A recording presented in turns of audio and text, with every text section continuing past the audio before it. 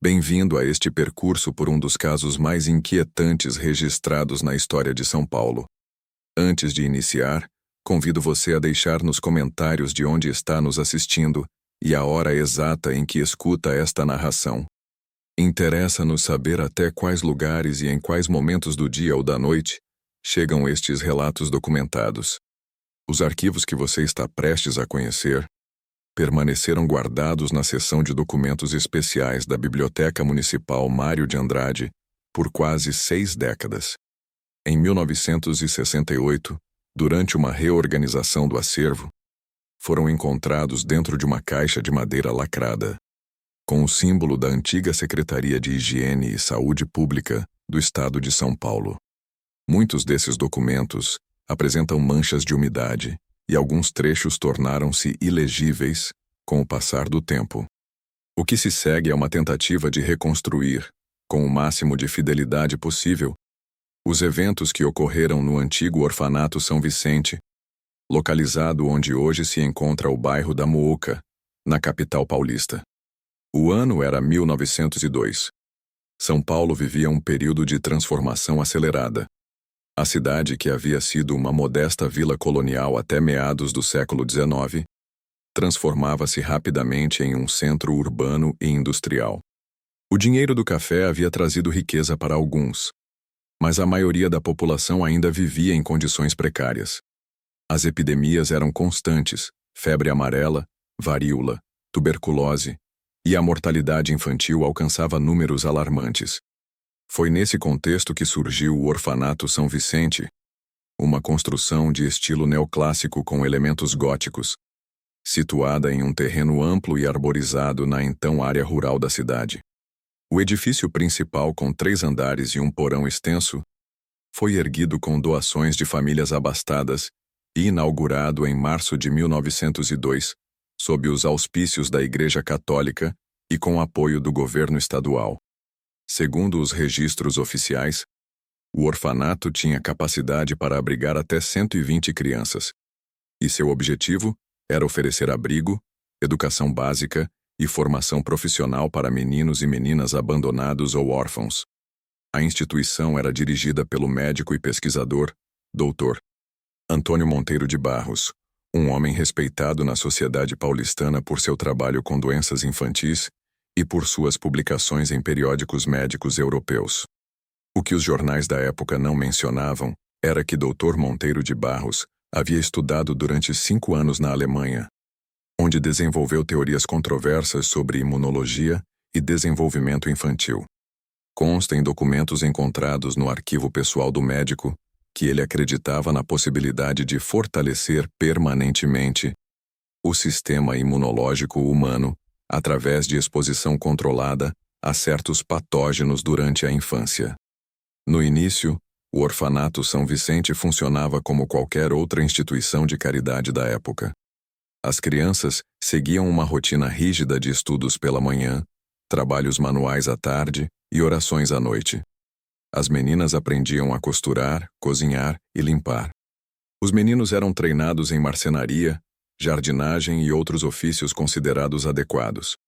Mas os relatórios internos, descobertos apenas em 1962 por um funcionário da Biblioteca Municipal, sugerem que algo muito diferente acontecia nos andares inferiores do edifício. Em 24 de maio de 1902, menos de 3 meses após a inauguração oficial, chegou ao orfanato um grupo de 23 crianças vindas do interior do estado. Eram filhos de trabalhadores rurais que haviam morrido durante um surto de febre amarela na região de Ribeirão Preto. Entre elas estava Paulo da Silva, um menino de 7 anos que, segundo registros posteriores, se tornaria o único sobrevivente capaz de relatar o que realmente aconteceu naquele lugar. As anotações nos registros de entrada do orfanato descrevem Paulo como um menino de constituição frágil, com marcas de desnutrição, porém com olhos vivos e atentos. O Dr. Monteiro de Barros escreveu ao lado do nome de Paulo: sujeito ideal para observação prolongada. Resistência natural notável. Os primeiros meses após a chegada desse grupo passaram sem incidentes dignos de nota nos registros oficiais. Mas em um diário pessoal encontrado entre os pertences do padre Anselmo Rodrigues, capelão do orfanato, há menções preocupantes sobre práticas questionáveis e experimentos não autorizados pela diretoria. Em uma entrada datada de 17 de agosto de 1902, o padre Anselmo escreveu: "Ouvi novamente os sons vindos do porão durante a madrugada. As explicações do doutor sobre equipamentos médicos não me convencem mais. As crianças da ala leste estão cada vez mais pálidas e muitas se recusam a comer. Quando questionei irmã Cecília sobre o assunto, ela desviou o olhar e disse apenas que estavam sendo tratadas para fortalecer seus corpos fracos. Deus nos perdoe se estamos permitindo que algo contrário aos seus desígnios aconteça sob este teto." O padre Anselmo morreu 2 semanas depois dessa anotação. A causa oficial registrada foi parada cardíaca durante o sono. Mas não houve autópsia, e o corpo foi enterrado com notável rapidez no cemitério anexo à propriedade. Seu substituto, padre Tomás Albuquerque, não deixou registros pessoais, e pelo que consta nos documentos oficiais, raramente questionava os procedimentos da instituição. À medida que o ano de 1902 avançava para seu final, os registros de saúde do orfanato começam a mostrar um padrão perturbador. Das 23 crianças que chegaram em maio, 17 haviam sido transferidas para a chamada ala especial, um conjunto de quartos no 3º andar do edifício, separados do restante por uma porta sempre trancada. Os registros indicam que essas transferências ocorreram após as crianças apresentarem sintomas como febre, manchas na pele ou comportamento anormal. Uma funcionária do orfanato, Maria Conceição Santos, que trabalhava na lavanderia, deixou um depoimento ao delegado de polícia José Pinheiro, em 1905, 3 anos após os eventos principais, quando uma investigação preliminar foi aberta e rapidamente arquivada. Segundo ela, as roupas de cama que vinham da ala especial sempre tinham manchas estranhas. Algumas pareciam sangue, outras um líquido amarelado que nunca saía completamente mesmo com muita soda. Uma vez, encontrei algo parecido com pedaços de pele grudados num lençol. Quando comentei com a irmã Cecília, ela me disse para nunca mais falar sobre isso e ameaçou me denunciar ao doutor se eu não mantivesse silêncio. O depoimento de Maria Conceição foi considerado fantasioso e produto de imaginação exaltada pelo delegado, que encerrou a investigação por falta de provas concretas. Maria foi demitida do orfanato logo depois e, segundo registros municipais, acabou internada no hospício do Juqueri em 1906, onde faleceu 2 anos mais tarde sem nunca receber visitas. Em outubro de 1902, começaram a surgir rumores na vizinhança sobre gritos noturnos vindos do orfanato. Um jornal local, o Correio Paulistano, publicou uma pequena nota mencionando que moradores das chácaras próximas haviam procurado a delegacia para relatar sons perturbadores durante a madrugada. A direção do orfanato emitiu um comunicado explicando que algumas crianças sofriam de pesadelos recorrentes devido aos traumas sofridos antes da chegada à instituição, e que medidas estavam sendo tomadas para garantir o bem-estar de todos. No início de novembro, ocorreu o primeiro óbito oficialmente registrado. Antônia Ferreira, 6 anos, faleceu de complicações respiratórias. Seu corpo foi enterrado no cemitério da instituição sem que nenhum familiar fosse notificado. Prática comum na época quando se tratava de órfãos sem parentes conhecidos.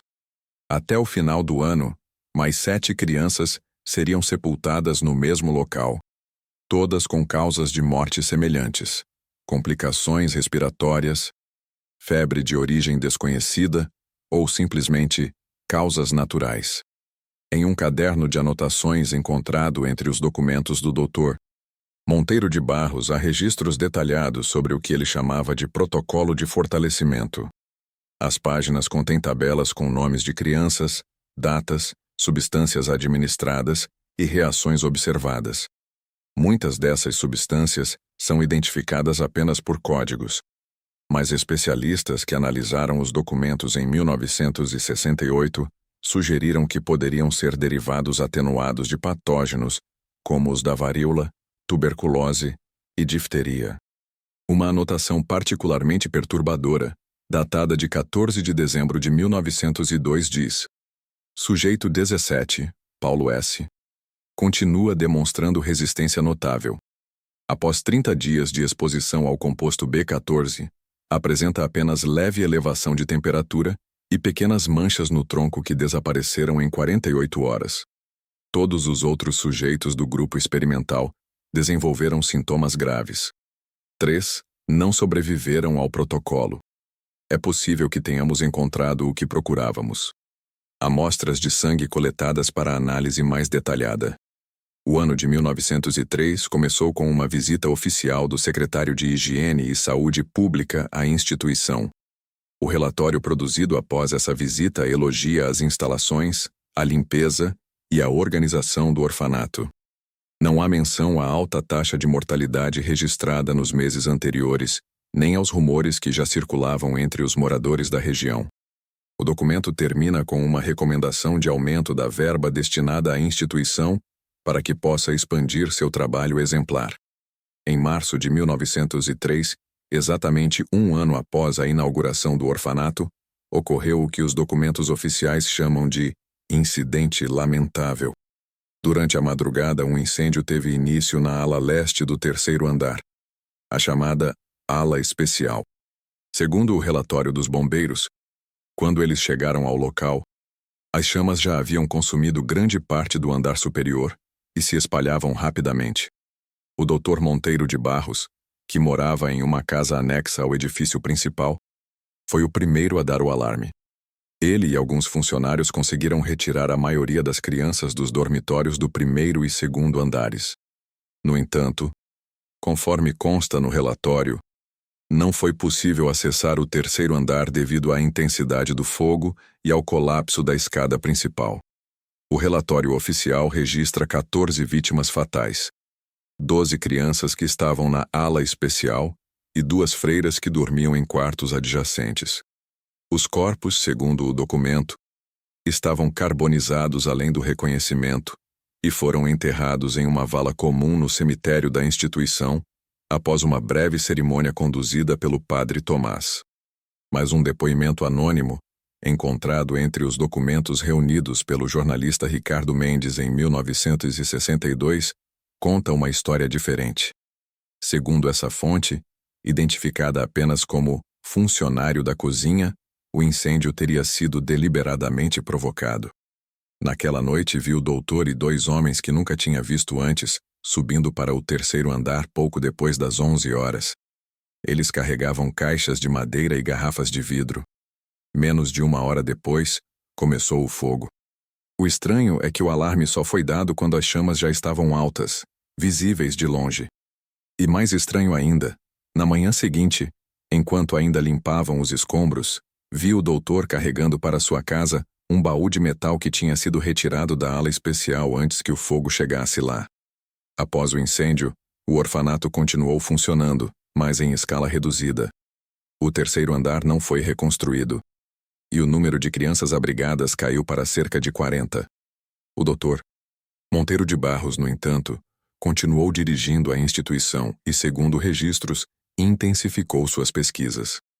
É nesse período que Paulo da Silva, o menino descrito como tendo resistência notável, começa a aparecer com mais frequência nos registros. Em um relatório enviado a um colega na Alemanha, encontrado entre os papéis pessoais do médico, Dr. Monteiro de Barros escreveu: o sujeito demonstra capacidade extraordinária de resistir a infecções que seriam fatais para qualquer outra criança. Após isolamento e observação contínua por mais de 1 ano, estou convencido de que seu sangue contém a chave para o que buscamos. Iniciei o processo de coleta sistemática para análise e possível sintetização.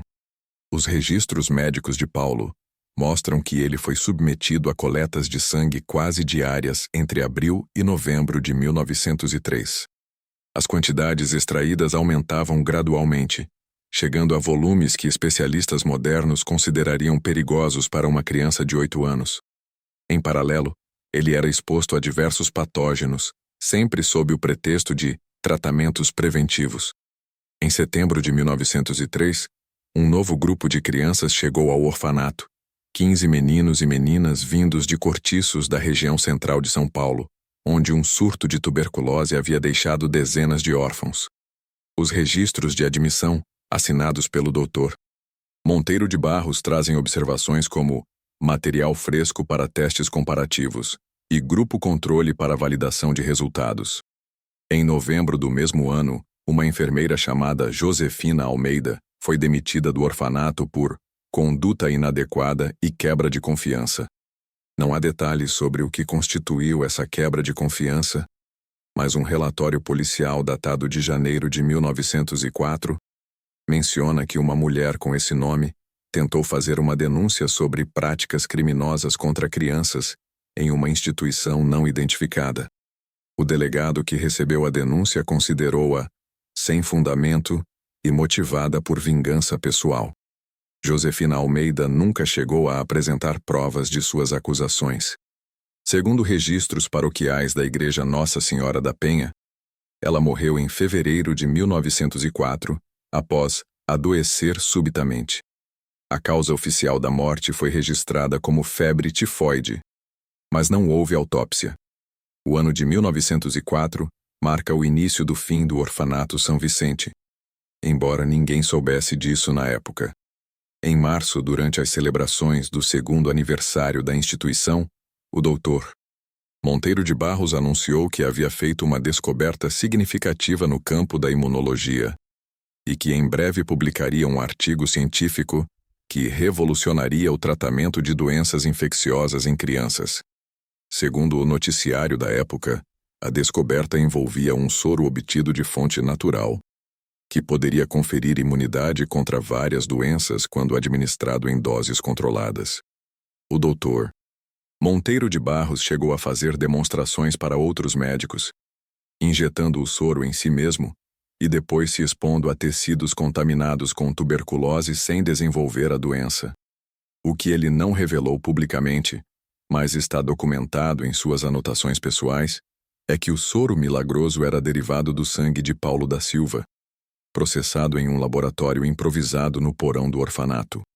As anotações também revelam que, após meses de extrações quase diárias, a saúde do menino começava a deteriorar. Sujeito apresenta palidez acentuada, tonturas frequentes e dificuldade para se manter em pé por longos períodos. Reduzir temporariamente volume de coleta para permitir recuperação parcial. Em junho de 1904, o Dr. Monteiro de Barros viajou para o Rio de Janeiro para apresentar suas descobertas na Academia Nacional de Medicina. Segundo relatos da época, a recepção foi mista. Alguns médicos ficaram impressionados com os resultados apresentados, enquanto outros questionaram os métodos e a falta de explicação detalhada sobre a origem do soro. Durante sua ausência, que durou 2 semanas, o orfanato ficou sob os cuidados da irmã Cecília, sua principal assistente. Foi durante esse período que ocorreu o que os documentos posteriores chamam de o incidente com o menino Paulo. O relato mais detalhado sobre o que aconteceu vem do depoimento de Ana Luísa Coelho, uma jovem de 19 anos que trabalhava na cozinha do orfanato. Segundo ela, na noite de 18 de junho, enquanto levava comida para as crianças doentes no 2º andar, ouviu gritos vindos do porão. Descendo para investigar, encontrou a porta do laboratório destrancada e, ao entrar, viu Paulo amarrado a uma mesa, com tubos conectados a seus braços e pernas, extraindo sangue para grandes frascos de vidro. O menino estava consciente, mas mal conseguia falar, relatou Ana Luísa. Seus lábios estavam roxos e ele tremia muito. Quando me viu, apenas sussurrou: "Por favor, me ajude a sair daqui." A irmã Cecília tinha saído momentos antes para buscar algo, então tive poucos minutos para agir. Soltei as amarras, desconectei os tubos como pude e ajudei o menino a se levantar.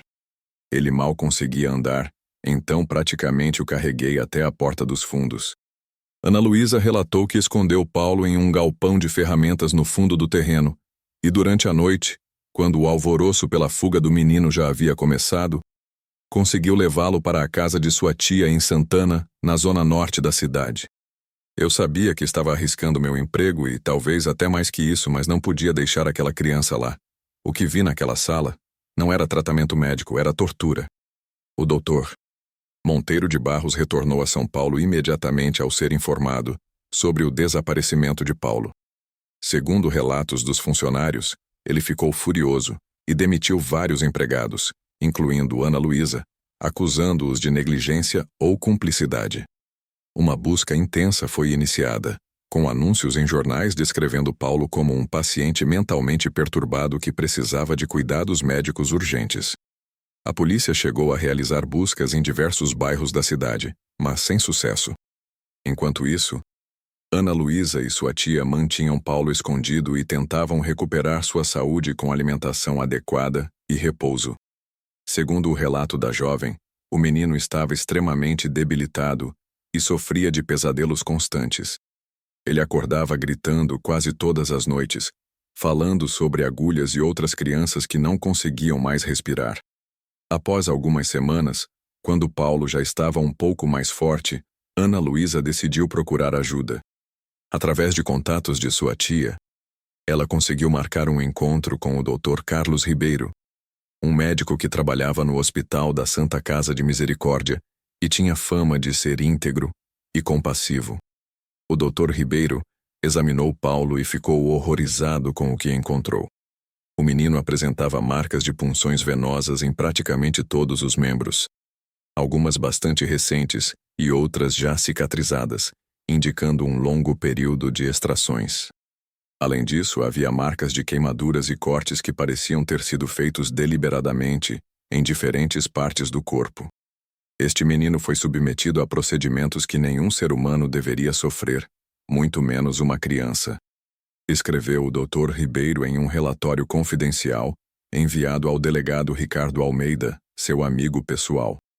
As marcas em seu corpo contam uma história de abuso sistemático, disfarçado de tratamento médico. Solicito que uma investigação seja aberta imediatamente. O delegado Almeida, impressionado com o relatório e com o depoimento de Ana Luísa, iniciou uma investigação discreta sobre o Orfanato São Vicente e o Dr. Monteiro de Barros. Ele designou 2 investigadores para observar a instituição e coletar depoimentos de ex-funcionários e moradores da região. Os resultados preliminares foram perturbadores o suficiente para que o delegado solicitasse um mandado de busca e apreensão, que foi concedido em 28 de agosto de 1904. Na manhã seguinte, uma equipe policial chegou ao orfanato para realizar a inspeção. O que encontraram no porão do edifício foi descrito pelo escrivão que acompanhou a diligência como uma cena saída dos mais sombrios pesadelos. O laboratório improvisado continha equipamentos médicos, alguns bastante sofisticados para a época, e dezenas de frascos com amostras de sangue e tecidos, todos meticulosamente etiquetados com nomes, datas e observações. Em uma sala adjacente, foram encontrados 6 leitos com restrições para braços e pernas, semelhantes aos usados em hospitais psiquiátricos. Em outra sala, havia um arquivo com fichas detalhadas de todas as crianças que haviam passado pela instituição, incluindo anotações sobre reações a tratamentos experimentais e compatibilidade para transfusões. O mais perturbador, no entanto, foi descoberto em uma câmara frigorífica improvisada nos fundos do porão. Recipientes contendo órgãos preservados em formol, alguns claramente infantis, e cadernos com descrições detalhadas de autópsias realizadas em crianças identificadas apenas por números. O Dr. Monteiro de Barros não estava presente durante a inspeção. Segundo funcionários, ele havia saído cedo naquela manhã para uma reunião na Secretaria de Saúde e ainda não havia retornado. A irmã Cecília, que estava no local, tentou impedir a entrada da polícia e, quando isso não foi possível, trancou-se em um quarto e se recusou a sair ou responder a qualquer pergunta. A notícia da descoberta espalhou-se rapidamente pela cidade. Os jornais publicaram manchetes sensacionalistas sobre experimentos macabros e torturas em crianças inocentes. Uma multidão furiosa reuniu-se em frente ao orfanato na noite do dia 29, ameaçando invadir o local e fazer justiça com as próprias mãos.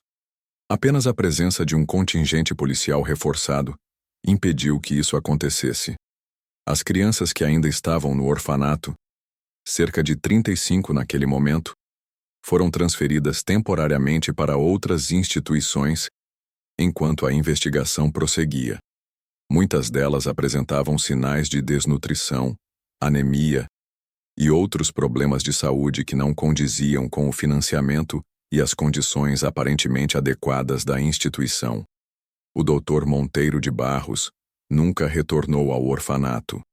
Sua última aparição confirmada foi na manhã de 29 de agosto, quando foi visto saindo do edifício da Secretaria de Saúde Pública por volta das 11 horas. De lá, segundo testemunhas, ele entrou em uma carruagem que o aguardava e partiu em direção ao Porto de Santos. Registros da companhia de navegação indicam que um homem correspondendo à sua descrição embarcou no navio mercante Estrela do Oriente, com destino a Lisboa na tarde daquele mesmo dia, usando o nome de Alberto Silveira.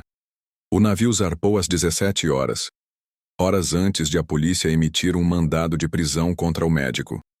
A irmã Cecília, após horas de reclusão, foi finalmente detida e levada para prestar depoimento. Inicialmente manteve-se em silêncio, recusando-se a responder às acusações. Depois de 2 dias de interrogatório, no entanto, ela sofreu o que os registros policiais descrevem como colapso nervoso e começou a falar incoerentemente sobre a grande obra e sacrifícios necessários para o avanço da ciência. Seu depoimento oficial, tomado quando já estava mais calma, confirmou parcialmente as suspeitas sobre os experimentos realizados no orfanato, embora ela tenha insistido que tudo era feito pelo bem maior e que o Dr. Monteiro de Barros estava muito próximo de encontrar a cura para doenças que matam milhares de crianças todos os anos. Questionada sobre as mortes ocorridas na instituição, a irmã Cecília admitiu que o número real era consideravelmente maior do que o registrado oficialmente.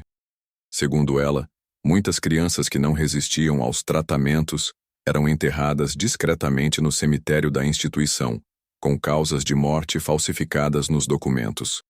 Quando perguntada especificamente sobre Paulo da Silva, ela descreveu-o como especial e a chave para tudo. Segundo seu depoimento, o sangue do menino possuía propriedades únicas que permitiam que ele sobrevivesse a doenças que matariam qualquer outra pessoa. O Dr. Monteiro de Barros acreditava que, estudando essas propriedades e isolando os componentes responsáveis, poderia criar um soro universal que salvaria inúmeras vidas. O doutor dizia que às vezes é preciso sacrificar poucos para salvar muitos, declarou a religiosa. Ele realmente acreditava que estava fazendo o trabalho de Deus, criando um mundo onde nenhuma criança morreria de doenças que podem ser prevenidas. A irmã Cecília foi indiciada por cumplicidade em múltiplos crimes, incluindo tortura, experimentação ilegal em seres humanos e ocultação de cadáver. No entanto, ela nunca chegou a ser julgada. Em 12 de setembro de 1904, foi encontrada morta em sua cela, enforcada com tiras rasgadas de seu próprio hábito. Deixou uma nota escrita às pressas. Que Deus me perdoe, pois fiz tudo acreditando servir à sua vontade. A investigação sobre o orfanato São Vicente continuou por vários meses. Escavações no cemitério da instituição revelaram dezenas de corpos infantis em covas sem identificação. Muitos apresentavam sinais de procedimentos médicos, incluindo trepanações cranianas e remoção de órgãos. O caso gerou grande comoção pública e levou a uma revisão das políticas de supervisão de orfanatos e outras instituições para menores em todo o estado. No entanto, com o passar do tempo e sem a presença do principal acusado para ser julgado, o interesse da imprensa diminuiu gradualmente. Em dezembro de 1904, um incêndio destruiu grande parte do edifício do orfanato, incluindo áreas que ainda estavam sendo investigadas. A causa oficial foi registrada como falha elétrica, mas rumores persistentes sugeriam que o fogo teria sido deliberadamente provocado para destruir evidências. O terreno onde ficava o orfanato São Vicente permaneceu abandonado por quase 2 décadas. Em 1922, foi finalmente vendido para um grupo de investidores que demoliu o que restava do edifício original e construiu no local um conjunto de galpões industriais. Hoje, a área faz parte do bairro da Mooca e poucas pessoas conhecem sua história sombria. Quanto a Paulo da Silva, o menino que sobreviveu aos experimentos, seu destino é parcialmente documentado. Após se recuperar sob os cuidados do Dr. Carlos Ribeiro, ele foi adotado por um casal sem filhos, amigos do médico, que o levou para viver em uma pequena cidade no interior de Minas Gerais, longe do alcance de qualquer pessoa que pudesse estar interessada em seu sangue especial.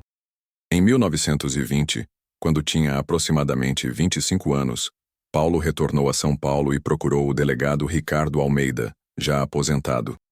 Seu objetivo era obter informações sobre seu passado e sobre o que realmente havia acontecido no orfanato. Foi durante essa visita que ele deu um depoimento detalhado sobre suas memórias, que foi registrado e arquivado junto com os outros documentos do caso.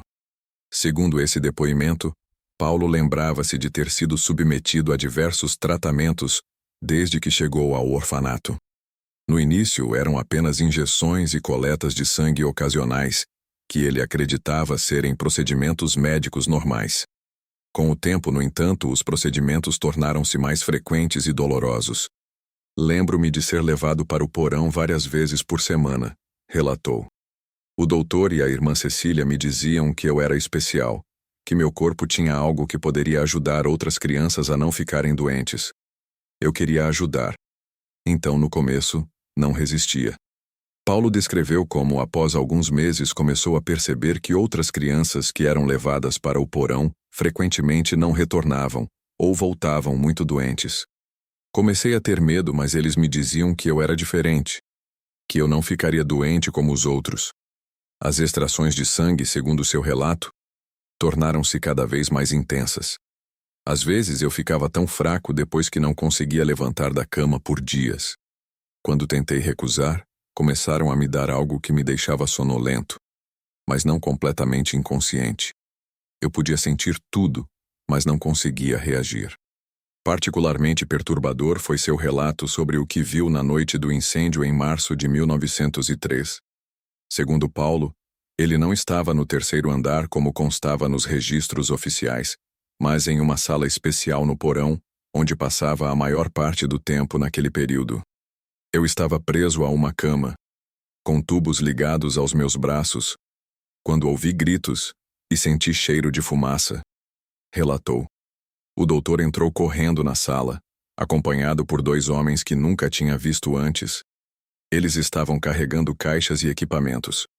O doutor parecia nervoso, falava rapidamente sobre salvar o trabalho e começar de novo em outro lugar. De acordo com Paulo, os homens removeram diversos equipamentos e documentos, incluindo um grande baú metálico que continha frascos com amostras de sangue. Eles me ignoraram completamente no início, como se eu não estivesse lá. Depois, quando já tinham levado quase tudo, o doutor olhou para mim e disse para um dos homens: "Leve-o também. Não podemos perder o nosso recurso mais valioso." Paulo foi então desconectado dos equipamentos, enrolado em um cobertor e carregado para fora do prédio por um caminho que evitava as áreas em chamas. Eu estava muito fraco, mas conseguia ver o fogo consumindo o andar de cima. Ouvia gritos. Gritos que nunca vou esquecer. Ele foi levado para a casa anexa onde morava o Dr. Monteiro de Barros e mantido em um quarto nos fundos, com acesso restrito. Segundo seu relato, o médico parecia satisfeito com o resultado do incêndio. Ele disse que era uma solução conveniente para vários problemas e que agora poderia continuar seu trabalho com menos interferências. Nos meses seguintes, Paulo continuou sendo usado como fonte de sangue para os experimentos, mas em condições ainda mais isoladas. Quase ninguém sabia que eu estava lá. As poucas pessoas que entravam no quarto usavam máscaras, como se tivessem medo de serem reconhecidas. Seu resgate por Ana Luísa em junho de 1904 foi descrito como um momento de desespero e esperança. Eu já tinha aceitado que provavelmente morreria naquele lugar. Estava tão fraco que mal conseguia me manter consciente. Quando vi aquela moça que não usava máscara, achei que era uma alucinação. Quando ela começou a soltar as amarras, usei as poucas forças que me restavam para ajudar. Sabia que era minha única chance. Após seu depoimento, Paulo recebeu uma pequena compensação financeira do governo estadual. Parte de um acordo discreto para evitar publicidade adicional sobre o caso. Ele usou o dinheiro para abrir uma pequena livraria em Campinas, onde viveu uma vida relativamente tranquila. Curiosamente, registros médicos mostram que Paulo da Silva nunca adoeceu gravemente ao longo de sua vida, mesmo durante as grandes epidemias que assolaram o país nas décadas seguintes. Ele sobreviveu à gripe espanhola de 1918, que matou milhões em todo o mundo, sem apresentar mais que sintomas leves. Essa extraordinária resistência a doenças alimentou especulações sobre se havia algo realmente especial em seu sistema imunológico.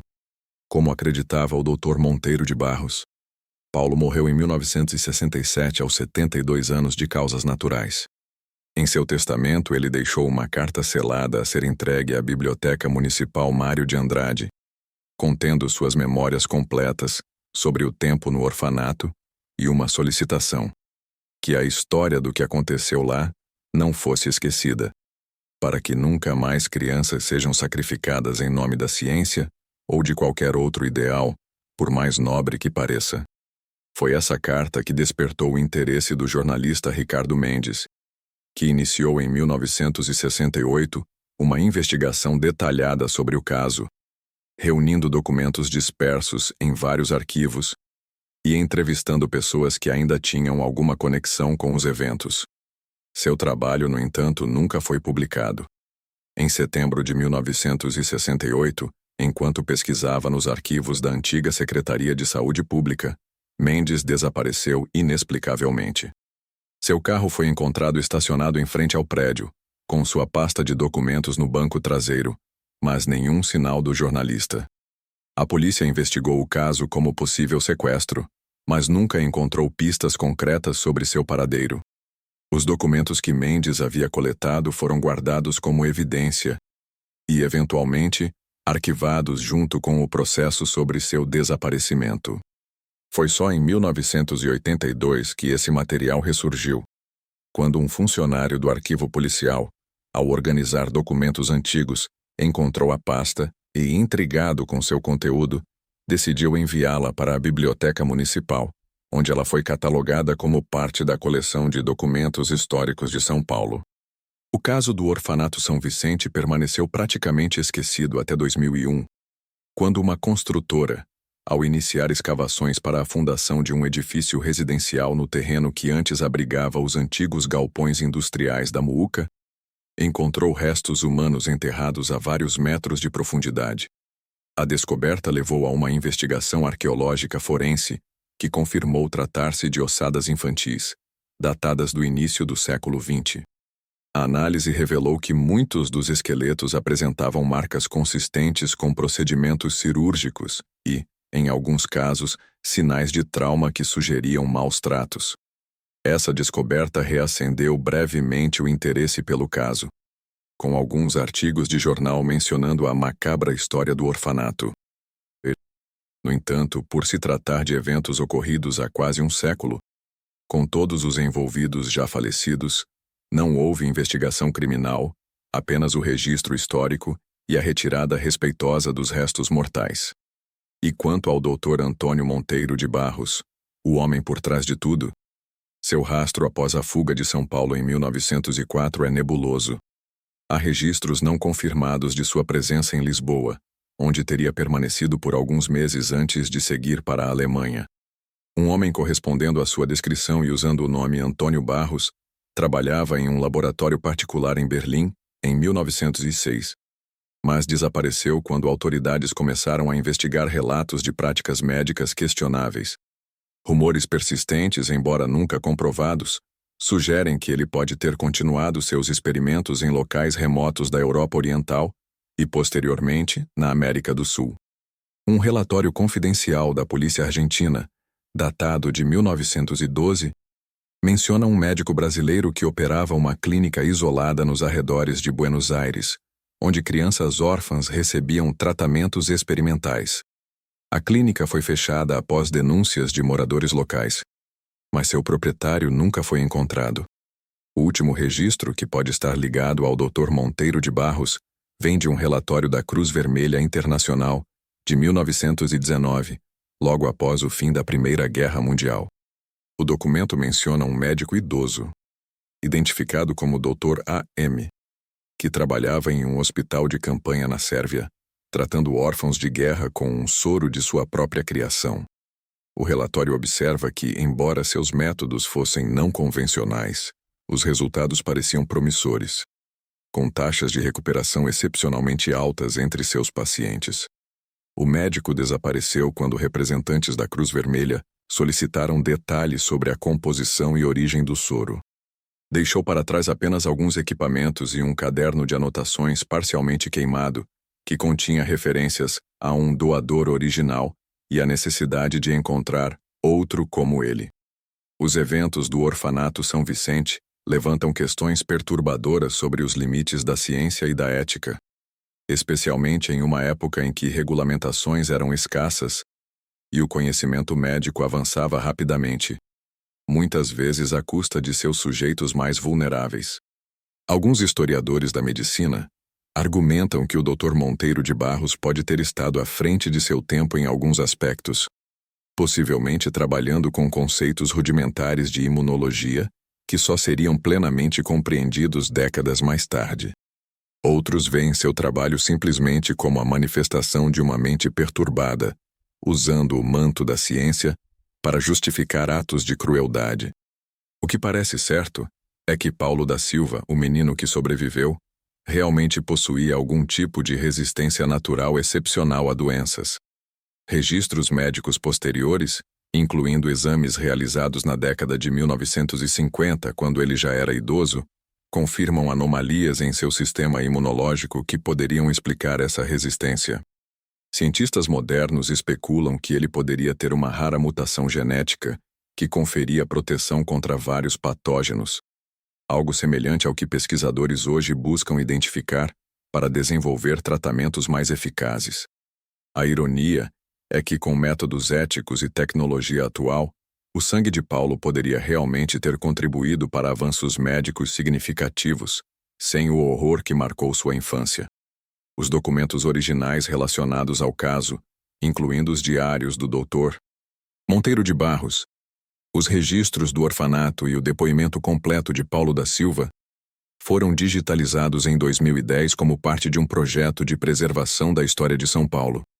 No entanto, por decisão da comissão responsável, o acesso a esse material é restrito a pesquisadores acadêmicos credenciados, com justificativa de conteúdo potencialmente perturbador e questões éticas sensíveis. Um detalhe final, talvez o mais inquietante. Em 2012, durante a renovação da ala leste da Biblioteca Municipal Mário de Andrade, trabalhadores encontraram uma pequena caixa metálica oculta em uma cavidade na parede, aparentemente colocada lá durante a construção do edifício na década de 1920. Dentro dela, havia um frasco de vidro contendo uma substância ressecada de cor âmbar, junto com uma nota manuscrita que dizia apenas: "Sangue do menino especial. A chave para a vida eterna." A substância foi analisada e confirmada como sangue humano extremamente antigo, com características genéticas incomuns. A caixa e seu conteúdo foram enviados para o Instituto Butantan para estudos adicionais, mas os resultados dessas análises nunca foram divulgados publicamente. Periodicamente, surgem relatos de pesquisadores estrangeiros demonstrando interesse específico por esses materiais, solicitando acesso através de canais oficiais e não oficiais. Em pelo menos 2 ocasiões, tentativas de roubo ao arquivo da biblioteca foram registradas, com os invasores aparentemente buscando documentos específicos relacionados ao caso. Moradores antigos da região da Muca ainda contam histórias sobre o orfanato maldito que existiu no bairro no início do século. Alguns afirmam que, em noites silenciosas, É possível ouvir choros infantis vindos do terreno, onde antes ficava a instituição, mesmo com os prédios modernos que agora ocupam o local.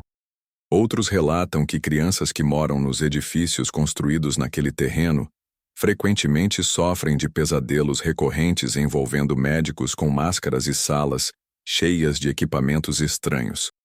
Certamente são apenas lendas urbanas, o tipo de história que surge naturalmente em torno de tragédias antigas. Mas um fato permanece inegável. Entre 1902 e 1904, dezenas de crianças desapareceram dentro das paredes do orfanato São Vicente, sacrificadas no altar da ciência por um homem que acreditava que o fim justificava os meios. Suas histórias, largamente esquecidas pela cidade que cresceu e se transformou ao seu redor, merecem ser lembradas, não como uma macabra curiosidade histórica, mas como um lembrete dos horrores que podem ocorrer quando abandonamos nossa humanidade em nome do progresso. Em 1963, 5 anos antes de seu desaparecimento, o jornalista Ricardo Mendes entrevistou um antigo funcionário da prefeitura que havia participado da demolição final dos restos do orfanato em 1922. O homem, então com mais de 80 anos, contou algo que nunca havia sido registrado oficialmente. Durante os trabalhos, os operários encontraram uma sala selada no subsolo, que não constava em nenhuma planta do edifício. Era um lugar estranho, relatou o idoso.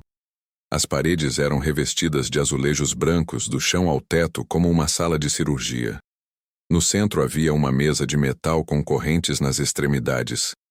E o mais perturbador, nas paredes havia marcas de mãos pequenas, de crianças, feitas com o que parecia ser sangue seco.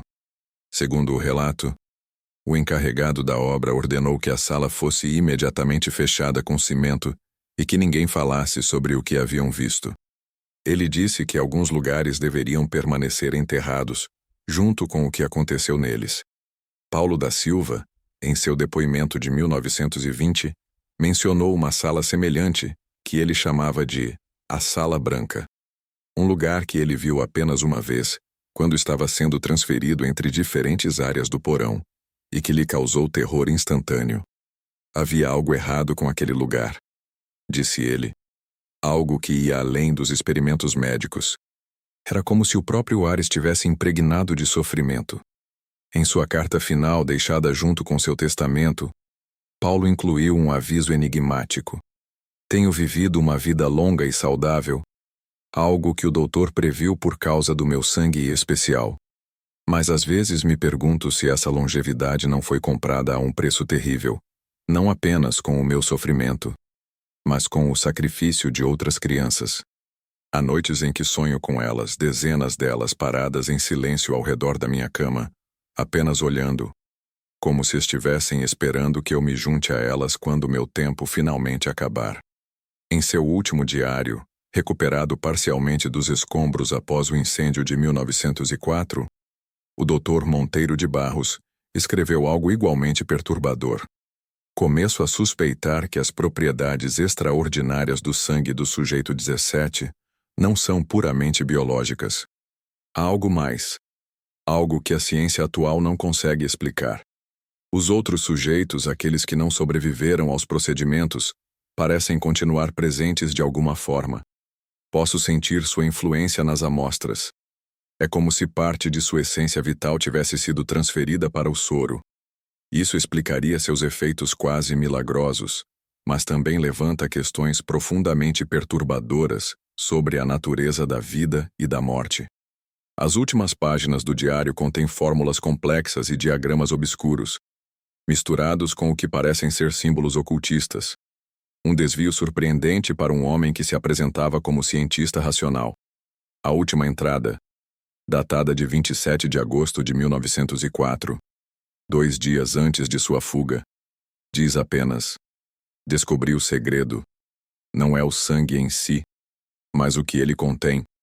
Uma essência que não pode ser vista nem medida, apenas aproveitada. E o preço para isso é alto. Muito alto. Que Deus tenha piedade de mim se ele ainda se importa.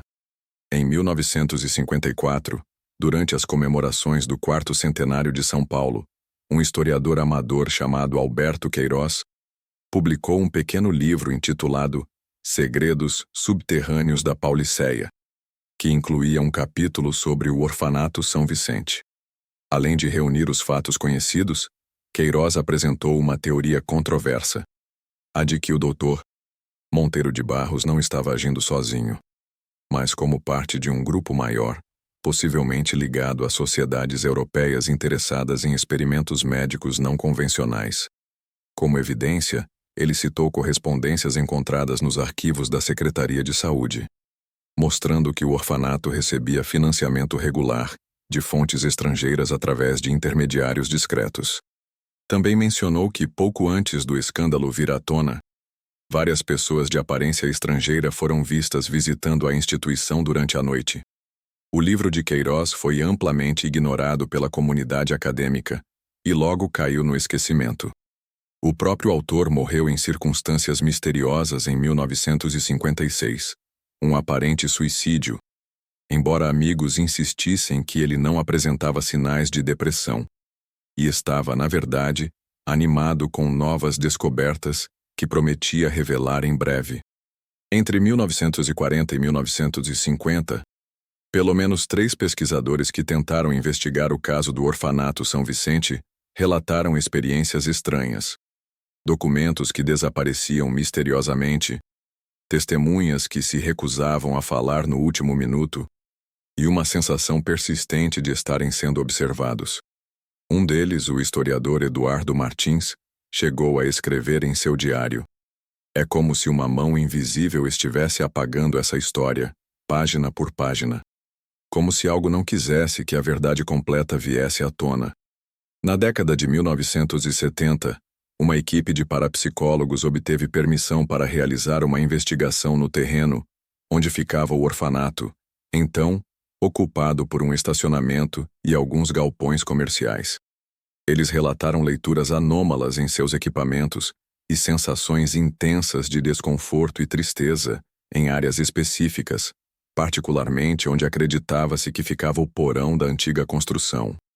Um dos investigadores, que afirmava ter habilidades mediúnicas, descreveu visões de crianças pálidas com olhos ocos e uma presença dominante e maligna que parecia supervisionar tudo. O relatório completo dessa investigação foi arquivado na Sociedade Brasileira de Estudos Paranormais, mas um incêndio destruiu sua sede em 1979, levando à perda de muitos documentos, incluindo esse.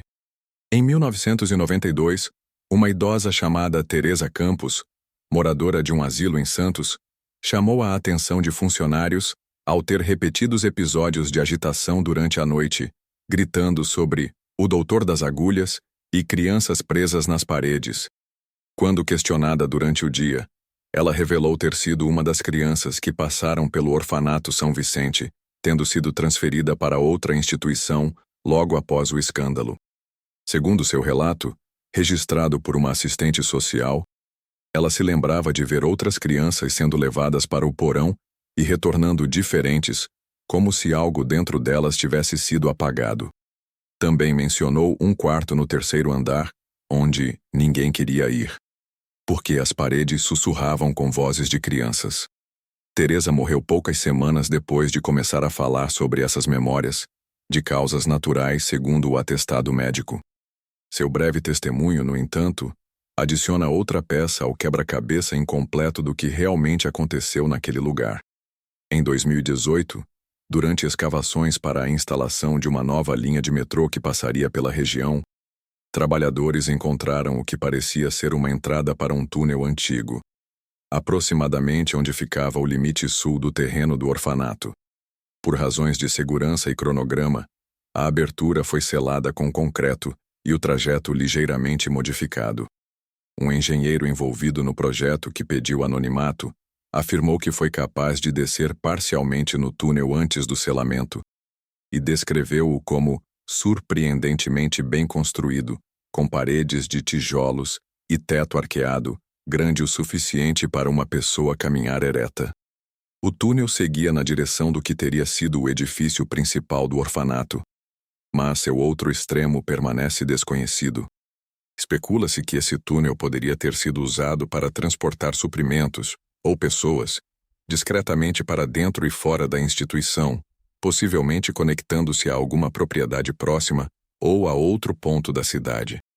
Essa descoberta dá credibilidade à teoria de que as atividades do Dr. Monteiro de Barros contavam com o apoio de uma rede maior, talvez até com conexões internacionais. Um detalhe perturbador sobre o túnel.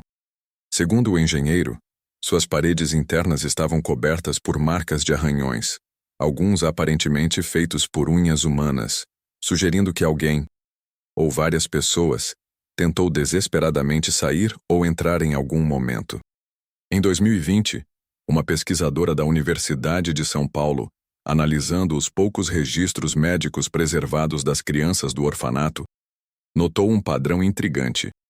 Muitas delas apresentavam sintomas que não correspondiam a doenças conhecidas na época, mas que se assemelham aos efeitos de certas substâncias químicas, descobertas apenas décadas mais tarde. Sua hipótese é que o Dr. Monteiro de Barros poderia estar experimentando não apenas com patógenos, mas também com compostos sintéticos de sua própria criação, possivelmente precursores de antibióticos ou imunomoduladores que só seriam desenvolvidos formalmente muitos anos depois.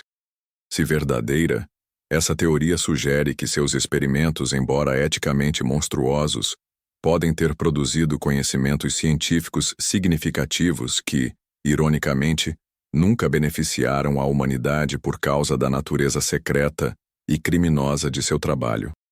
Também em 2020, um projeto de história oral entrevistou descendentes de famílias que viviam próximas ao orfanato no início do século XX. Uma mulher de 94 anos, neta de um chacareiro que trabalhou em uma propriedade vizinha, relatou histórias que seu avô contava. Ele dizia que à noite, às vezes via luzes estranhas nas janelas do porão e ouvia sons que não pareciam humanos. Uma vez, viu homens carregando o que parecia ser um corpo pequeno, enrolado em um lençol, para fora por uma porta lateral.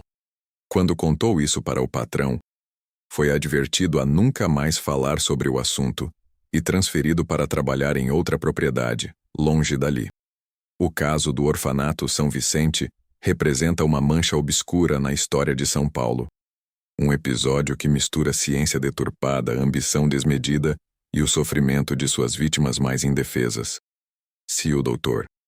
Monteiro de Barros era simplesmente um homem movido por obsessão científica sem limites éticos, ou se havia dimensões ainda mais sombrias em seu trabalho, talvez nunca saibamos com certeza.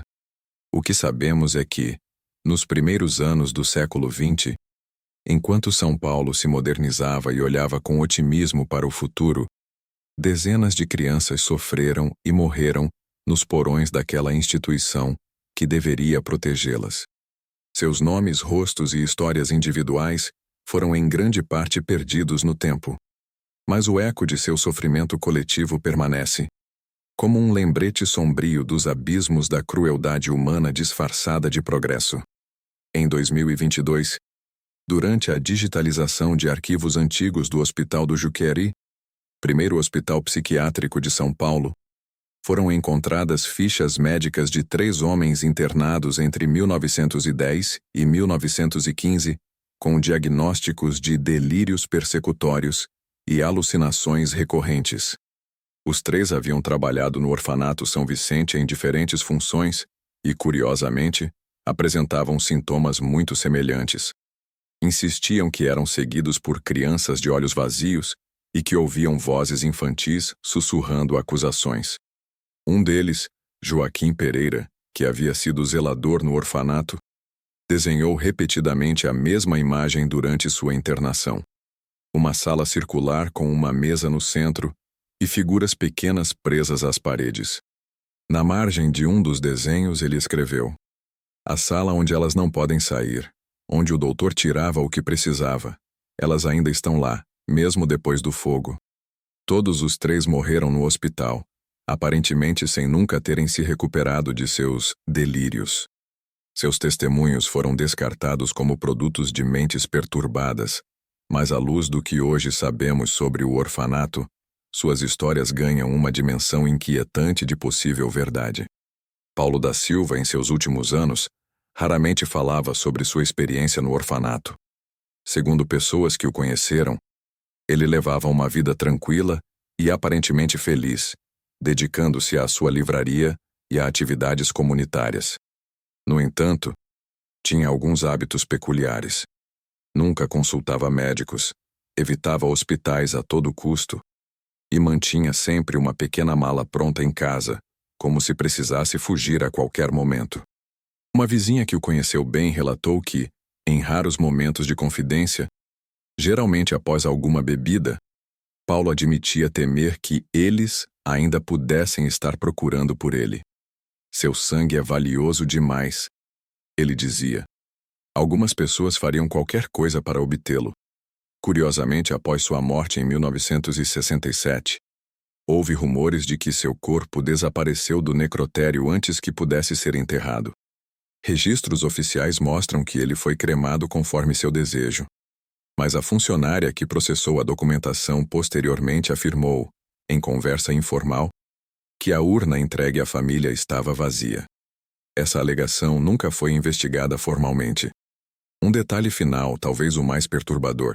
Em 1980, um médico alemão idoso, hospitalizado em Munique com demência avançada, começou a falar em português durante seus episódios de confusão. Segundo os enfermeiros, ele falava repetidamente sobre o menino cujo sangue contém a chave e experimentos inacabados em São Paulo. Quando sua identidade foi verificada, descobriu-se que ele havia chegado à Alemanha vindo da Argentina em 1950, com documentos que posteriormente se confirmaram serem falsificados. Entre seus pertences, foi encontrado um pequeno frasco de cristal, contendo o que parecia ser sangue seco, e uma fotografia amarelada de um menino magro de olhos grandes e tristes. As autoridades alemãs, intrigadas com o caso, enviaram um relatório às suas contrapartes brasileiras, mas o assunto foi considerado sem importância devido ao tempo decorrido e ao estado mental do homem.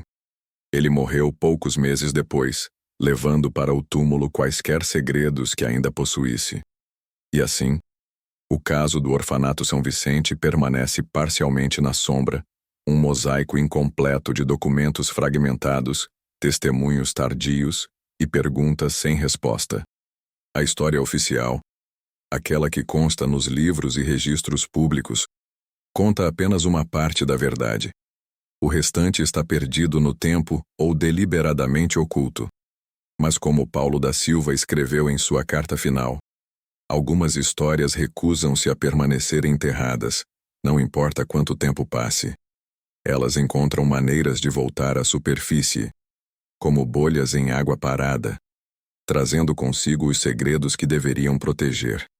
E talvez seja por isso que você está lendo estas palavras agora, porque histórias como esta precisam ser contadas, não para satisfazer uma mórbida curiosidade, mas como um memorial àqueles que sofreram silenciosamente e um lembrete da vigilância necessária para que tais horrores nunca mais se repitam.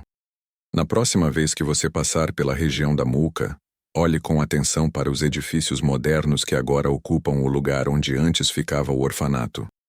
Sob camadas de concreto, asfalto e tempo, os ecos do passado ainda ressoam para quem está disposto a ouvir. E se por acaso você sentir um arrepio inexplicável ou ouvir o que parece ser um choro distante de criança, lembre-se, em alguns lugares, a memória do sofrimento impregna-se tão profundamente que nem mesmo um século é capaz de apagá-la completamente.